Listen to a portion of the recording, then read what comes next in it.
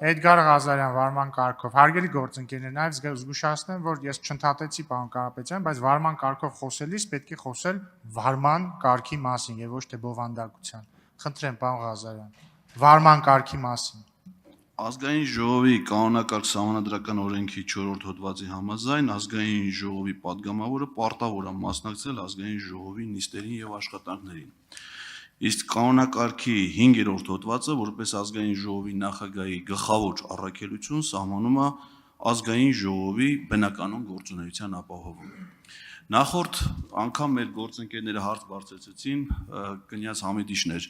նախագահում նիստը, նա ասաց, որ երբ որ կընտրվի ազգային ժողովի նախագահ, դուք այդ հարցին կանդրադառնաք։ Ազգային ժողովի պատգամավոր Արթուր Սարգսյանը դեռևս զրկված է ազգային ժողովի աշխատանքներին մասնակցելու հնարավորությունից, մեզանից ոչ ոք, որպես 9-րդ գումարման ազգային ժողովի պատգամավոր, համաձայնություն չի տվել գլխավոր դատախազին